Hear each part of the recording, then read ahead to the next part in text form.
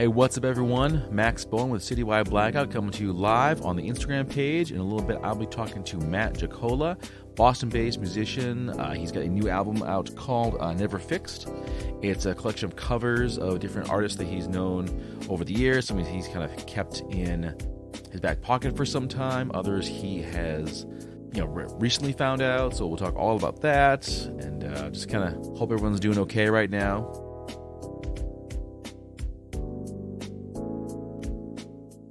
Hello, Matt. Welcome back to the show, sir. Good to talk to you again. Matt Jatkola, Boston-based musician of exceptional skill. Thank you very much. And we're going to talk about your brand new album, your recently released album, Never Fixed. And perhaps the first time we will dive into the grand mystery of road pie. Sort of an ongoing in-joke between us and one other person. Yeah. What is it? What is it about? What's going on here? It's still one of those things where I feel like it's like better to be a mystery. Better not to over-explain it. Yes, I definitely agree. Let's not explain it because it kind of ruins the majesty of it, because it has become kind of a thing that we've been doing. It is majestic, for sure. It's very majestic. It is majestic. It is breathtaking, and that's all we're going to say about it. Let's talk about the new album, sir, Never Fixed.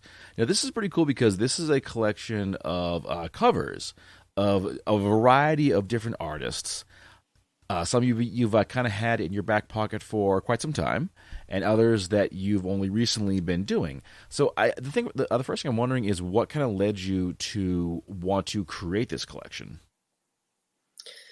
Yeah, well, like you said, I've just been thinking about it for a long time. I've been scheming on trying to do something like this for quite a while. So I just finally felt like I had enough stuff to do it. And I actually had too much stuff. I ended up giving this playlist of all these songs to a friend of mine, Andy Simzik, and he, I think that the list that I sent him was like 14 tracks long, and he whittled it down to like a lean 8 for me, because you get to a certain point with some of these projects and you're just like, I don't know, for me, I couldn't do it myself, so I was glad to have somebody else help in that step, just kind of like edit it down and try to make some sense of it. So yeah, that's how that came together. And yeah, a bunch of the songs some are quite old, some are, old. They're from, I think the oldest one's probably from like 2013 maybe. But there's brand new stuff from, 2019 is actually the newest thing, I think. But yeah, it's a bit of a mishmash of stuff, but I'm glad to have put it together. I really like doing remixes for people and doing these covers. I have a lot of fun doing it, and I don't particularly think of it as like my main bag. I think of myself as a songwriter first, and so doing these covers and remixes it's always just kind of a nice exercise, like almost all of them, I think pretty much all of them were just like doing them for fun, strictly like just to have fun. So I think that, I hope that shows a little bit. I did have a lot of fun making it, so. Oh, you can tell, definitely. You can definitely tell the love you have for these particular songs in each one. Now, you mentioned that these date back to 2013. Did you have all these recorded? Or did you have to like redo any of them? Yeah, there's just one. So I did a Cyndi Lauper cover of Time After Time. Which was very cool. I love that song. Thank you. It was very cool. Thanks. Yeah, it's that's the only one that came from, I did it because I love the song, of course, but I also did it because I was just sort of answering a call that I saw for people to create an instrumental version of Time After Time for like a um, possible commercial use. And so I just did it. I saw the call and I was like, I like the song anyway, so I'm just gonna take a stab at it and see what happens. And so I did, and I really like how it came out. And then I also, so I just sort of sat on it for ever, and then I think probably just around the time that the track list got finalized, like just in the last few months, right before I put this album out, I decided, maybe I should like remix that just slightly.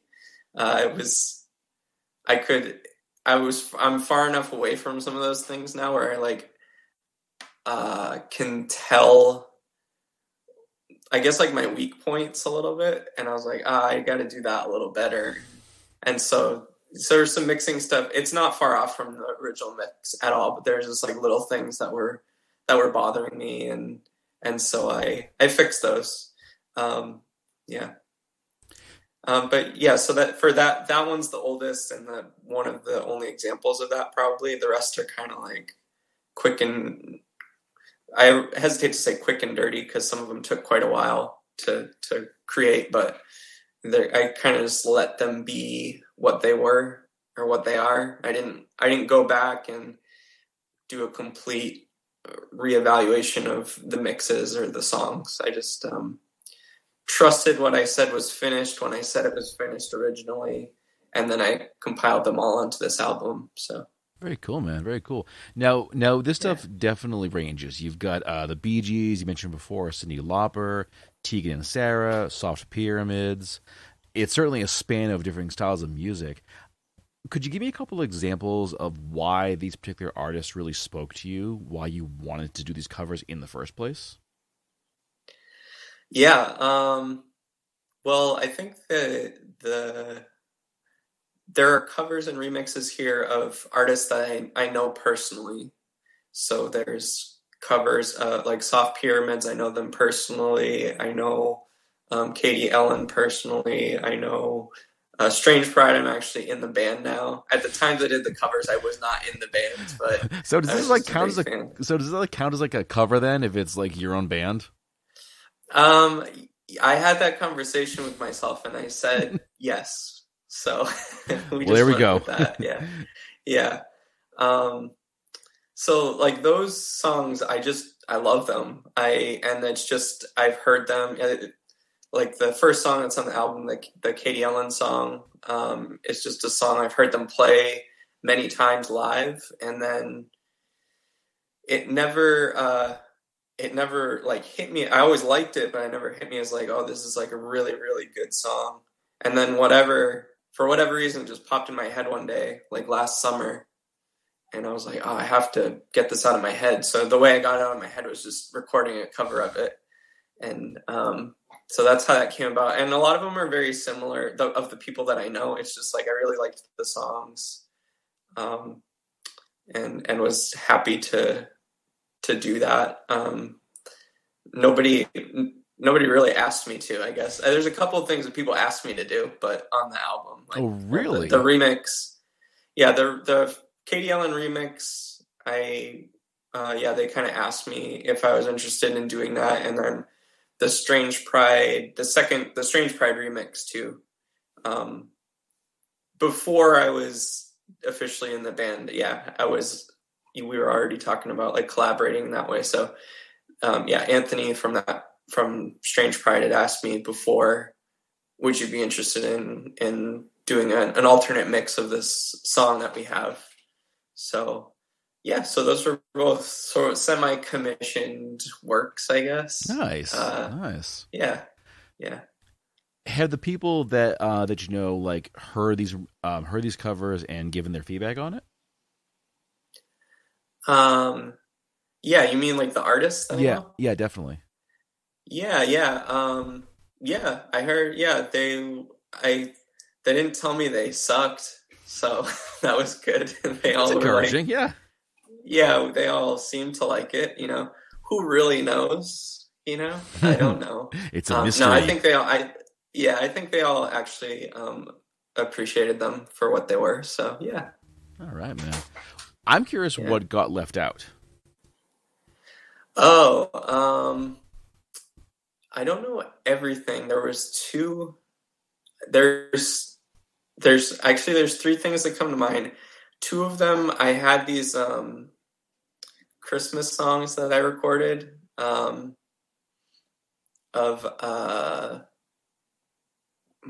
I don't even remember what songs they are right now. Sorry.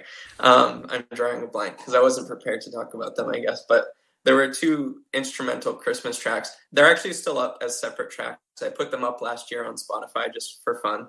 So if you go to Spotify and like follow me, you'll see them up there, but they didn't make it on the album, even though I was considering putting them on there.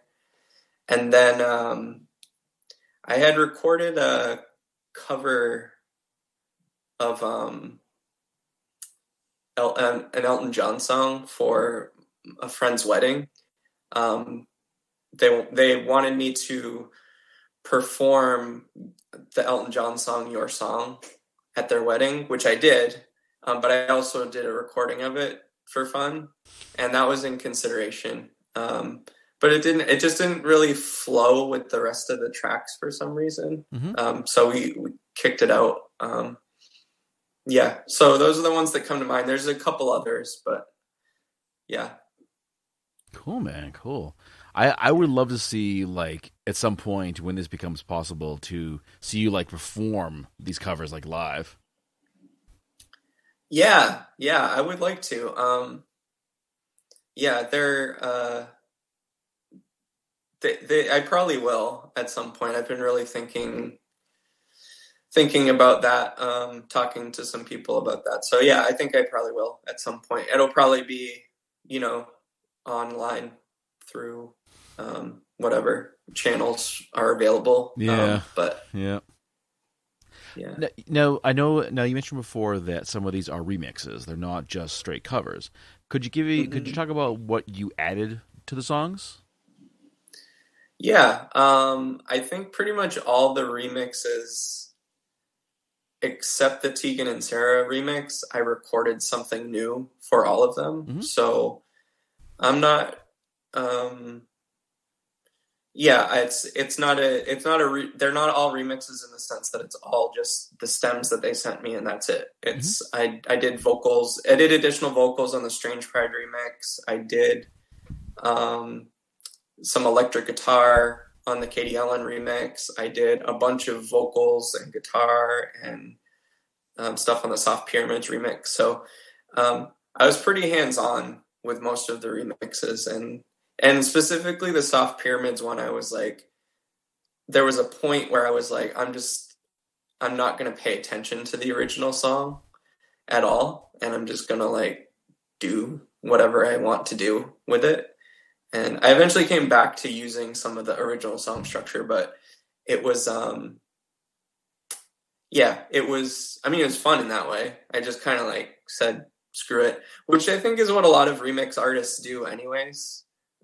There's such a wide variety of like quote unquote remixing out there that,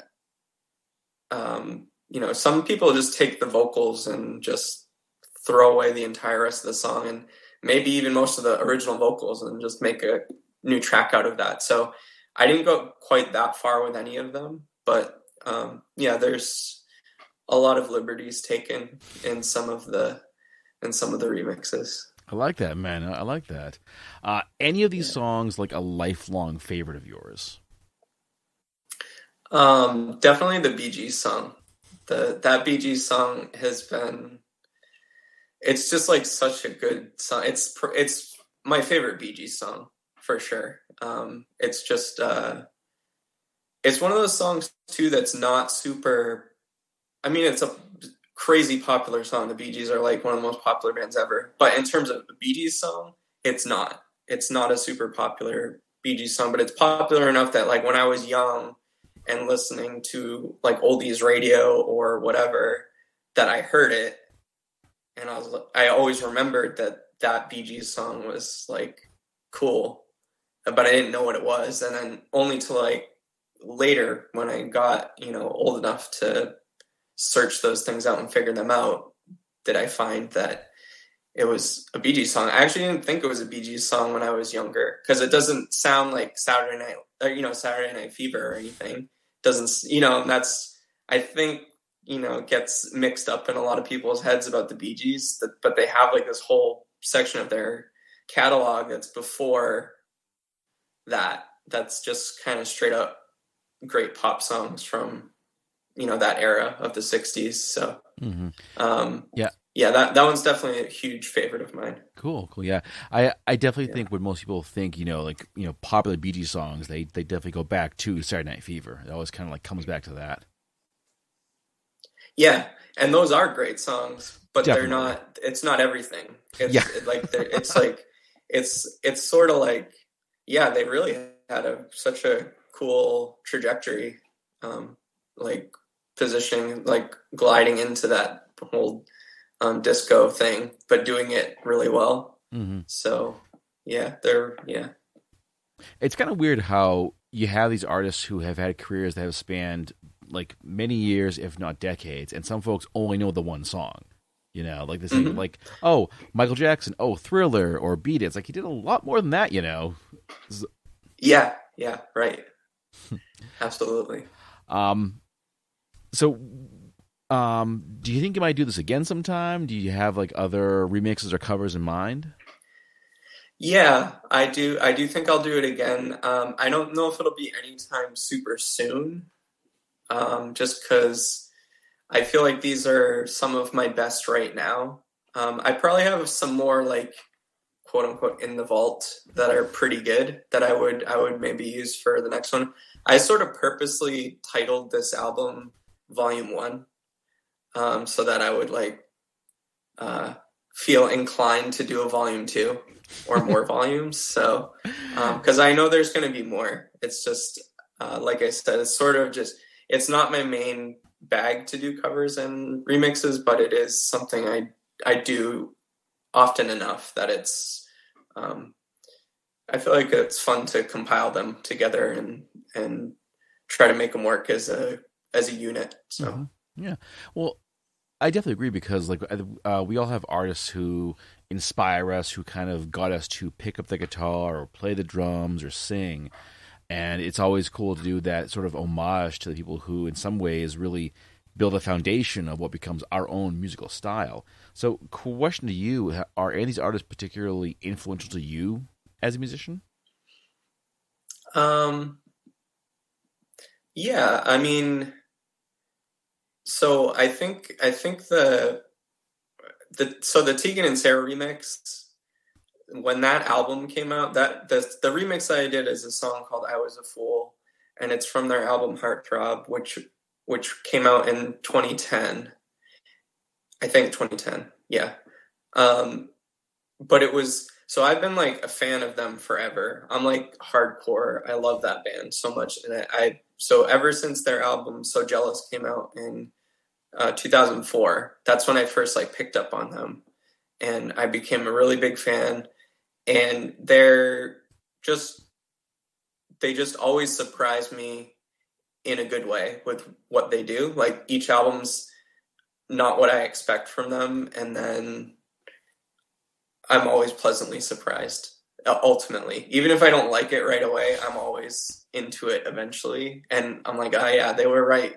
Yeah, and sometimes it takes me a second to get around to it, but I mean, Heartthrob was one of the ones that I loved it immediately, and it was completely in line with what I was getting into with my own music and art at that time. So at that time, I was really interested in a lot of the modern pop stuff that was happening then, and I still am, but specifically around then. And I'd never really like incorporated that into my music in a real way. I was always kind of like a rocker, or like this sort of weird indie. Like at the time, I was in a synth pop band, but we weren't really doing it from like a modern pop perspective.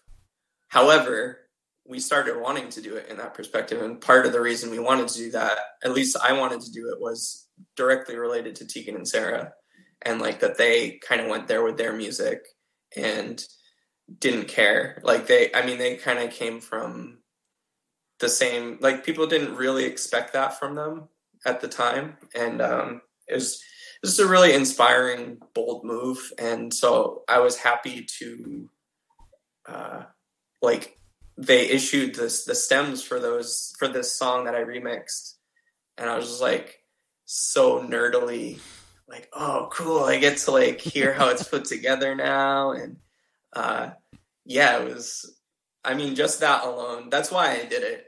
That's why I did that particular track. I was just like, I just wanted to nerd out and see how they built it. And yeah, it was awesome. So very cool, man. Very cool. I think for them, I mean, that album specifically is just like, was so in line with what I wanted to do at the moment. So okay. Yeah, they're hugely influential. Now, this is a question that I've been asking of a lot of my guests recently because of course, the current circumstances is, what have you been up to now? Especially with everything, like you can't play shows, you can't go out to shows, you can't do all these things that you normally do.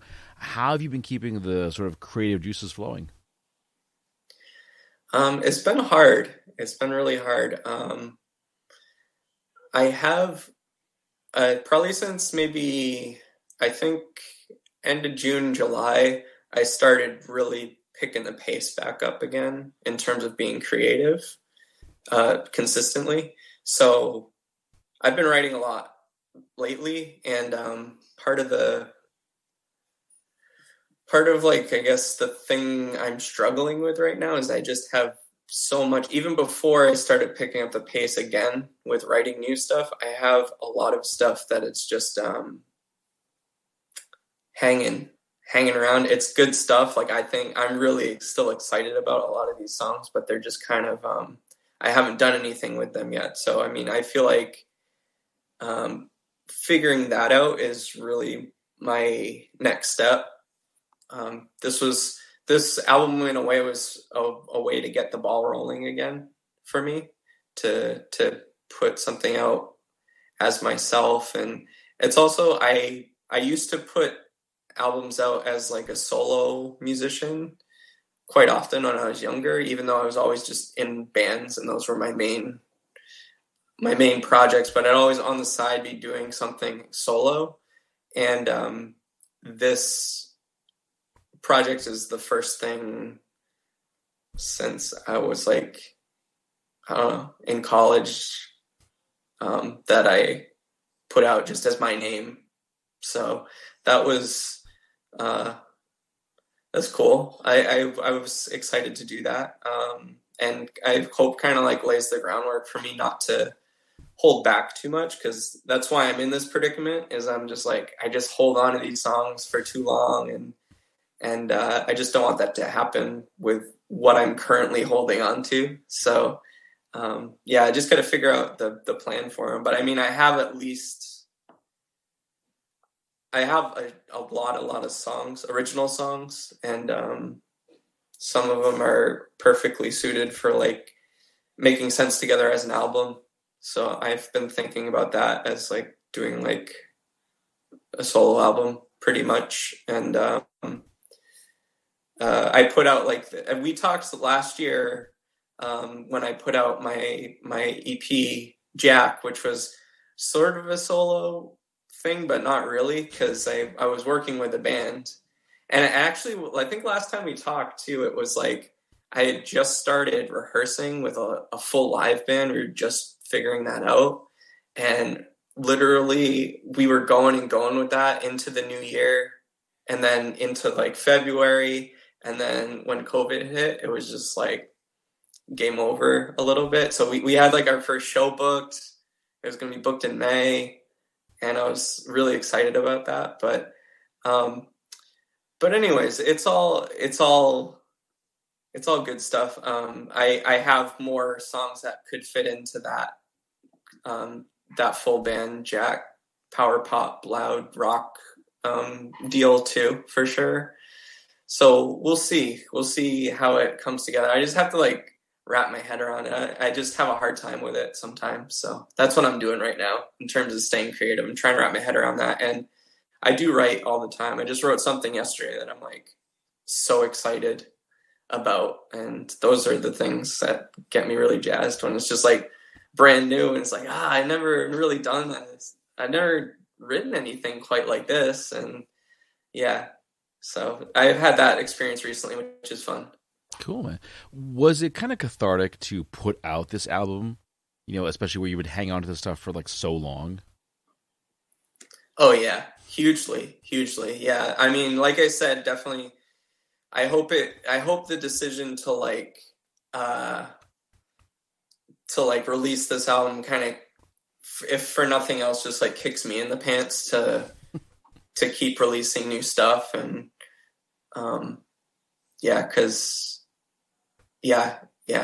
it's definitely cathartic to share it. And the fact is I'm proud of all this stuff.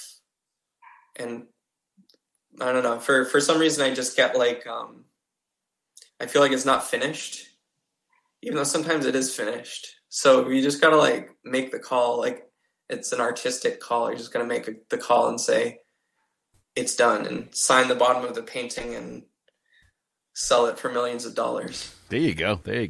Yeah. And we got a comment on the stream here. All Killer No Filler says, Matt is not joking about his vault. Release the tunes for the people. I second that. Yeah, yes, I third that as well. I just have to like do it. Yeah, exactly right. Yeah. Now, how do you do that right now with so much stuff closed down? Do you like have your own recording setup at home? Yeah, there's a lot of recording. It's taken me years to get to a point where I feel comfortable with some of the stuff that I record. And we probably talked about this with some of the Jack stuff from last year, but that was one of the first projects, where I was like, I really felt like, I can actually record a really good amount of stuff and have it sound good, and like bring it, like do it at home. And like when I brought it into the studio, like Adam, who I was mixing with, was like, sounds great. I was like, really? It's like, so that's kind of, I'm still getting used to that. But as a setup, I have a setup at home where super modest, bare bones, but I can do stuff. There's definitely stuff I want to do in a studio for some of the songs that I'm working on. And some things with other musicians, specifically like live drums for some stuff. And so I do want to figure that out. I think some socially distant recording studio time will probably be in my future to get some of that off the ground. Excellent. Well, I still hope so, man, because I've always enjoyed your work, whether it's been with the bands or solo. So I definitely encourage you, put it out there. We all want to hear it. Thank you. One other question for you, and this is something that's been on my mind a little bit lately, is I wanted to get your take on the importance of art at a time like this, when we can't go out, we can't see our friends, we can't do the things we normally do. Tell me the role that you feel art kind of plays as a way to get us out of the funk of, just being on social media all day or being in the news all day. Yeah, it's hard. It's really hard because I've struggled with that myself. I'm not really like super attuned. Like I'm not necessarily like a social media junkie or anything, but I check it very often enough, and it's just like, it's just exhausting to check it and to check the news and to see everything that's going on. So I just think like creating is the only thing you could do right now. I mean, and what else are you going to do right now?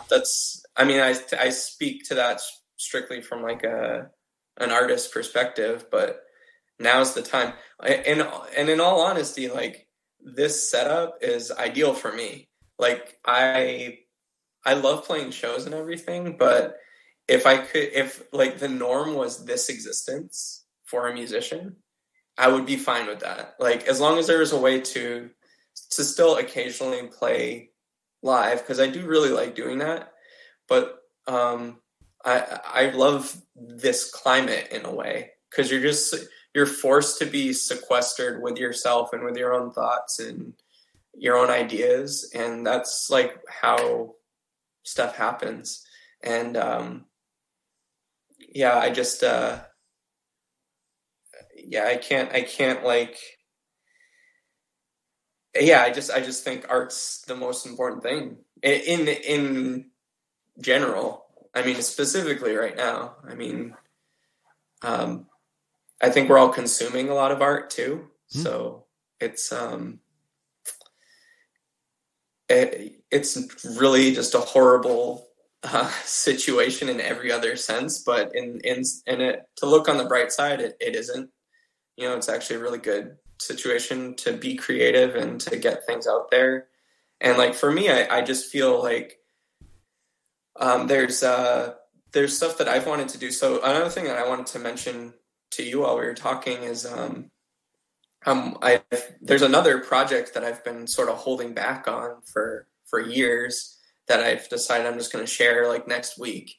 And it's not a huge project. It's this video remix that I did years ago, not that long ago, like just a few years ago. But I've just sort of held on to it. It was part of an art exhibition, and it was like this art project. It was an art installation, and I always have meant to share the video that I created for it, like at large.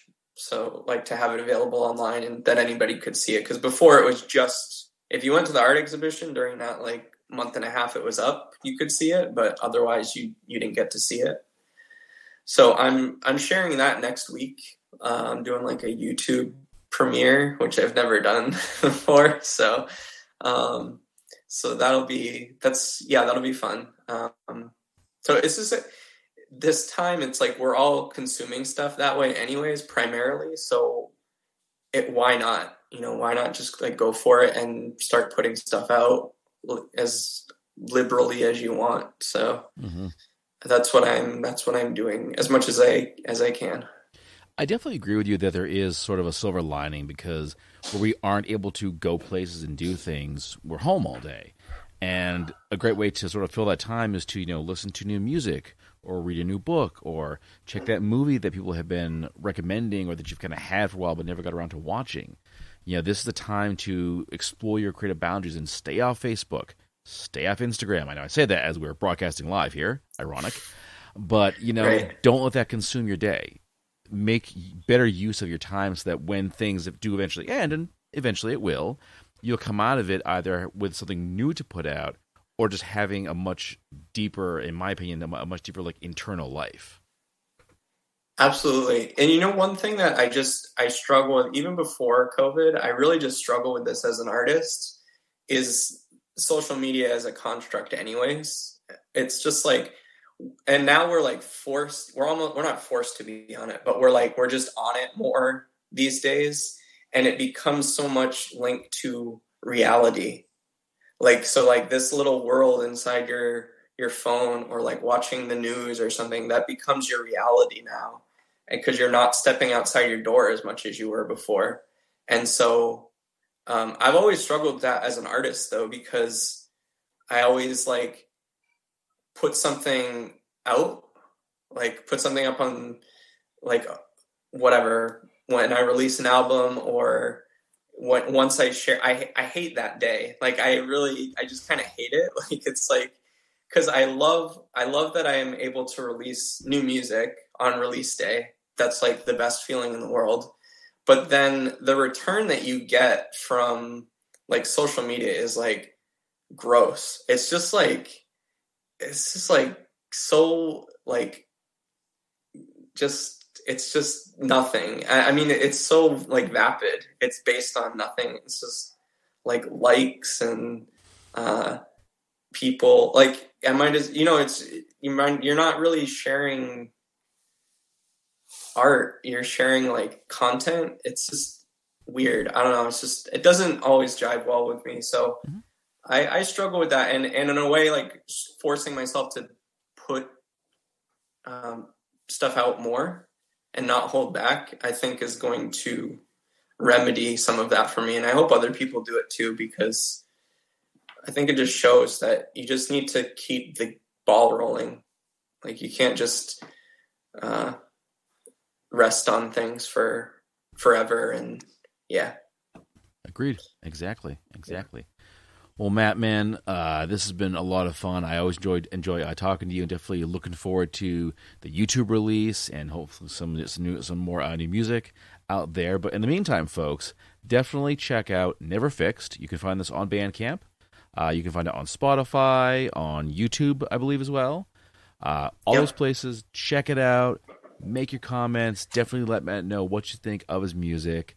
Don't just give a like and walk away. Say why you liked it. Tell them why you liked it. I mean, be a human being, you know. But the thing that I would like to say too about that, just before we go. Sure. So the YouTube thing, I've been really into just using YouTube myself, just like watch stuff lately, which I never have been before. So I really have been thinking more about releasing stuff that way. So everything that I've recently recorded and released is up on YouTube. And this remix that I'm releasing next week, even though I just got over saying like it's all vapid and stupid and likes and how many subscribers and stuff, if you are interested in what I do, like those things, I mean, those are at the same time, they're the best way to keep up with artists sometimes. So yeah, anything, like if you follow on Spotify, subscribe on YouTube. So the new YouTube video is going to be cool. It's I'll just tell you, it's a 27-minute remix of Teenage Dream by Katy Perry. So it's but I did a video companion with it, and it's going to be very fun and weird and arty, and I would love for people to join me and chat. Because you can just, through the YouTube Premiere thing, you can just chat when the video goes up. So for those 27 minutes as we're listening to the premiere, I'll be there to like chat and answer questions and stuff. So I encourage everyone to join me. And where can they join you? Give all the information about, like, you know, where to find your work, where to learn more about you. Yeah, so I mean, everything's pretty much under my name, Matt Jatkola, Jatkola, and that's so if you search that on Bandcamp, I love Bandcamp, so that's a huge outlet for me. Bandcamp, YouTube, Spotify. Don't love Spotify, but I'm on there. And I mean, ever since that whole thing came out, like those few weeks ago with the CEO, it's always saying that stuff. I've always had an issue with Spotify anyways, with just how they treat artists, but his comments especially just sort of pushed me over the edge. I was like, why are we still using that service? And it's another thing we're just all like wrapped into, like Facebook, like Instagram that we're on right now. Like, it's it's one of those things we're all used to using at this point. But so who knows? I don't know. It's all good. Just go enjoy art. Exactly. And who cares? Exactly. Enjoy art. Follow Matt. Check out his video premiere next week. You've got all the info, folks. Do the thing. Consume more art. Stay off the news. And until next time, Matt, I will talk to you later, man. All right. Good to talk to you. Thanks. See ya. Hi, this is singer Kate Eppers, and you're listening to Citywide Blackout. Picture this. You finished your first book and nailed it. The plot, the characters, all the twists and turns. This one's a winner, and all you need is the right cover. If you've got my art skills, this is the part where panic usually sets in. Enter the cover villain, hero to writers everywhere. Founded by noted author Remy Flagg, Cover Villain focuses on composite image covers for science fiction and fantasy writers. Give them the details, and they'll craft a cover using popular trends that everyone will want to see. But wait, you say, I've got ideas of my own. No problem, as Cover Villain loves a good collaboration. As they say, our goal is to put a little villain in every cover we make. Want to know more? then head to covervillain.com and follow them on Facebook and Instagram. It's never fast. It's never fast. Do you remember I searched you out? How I climbed your city's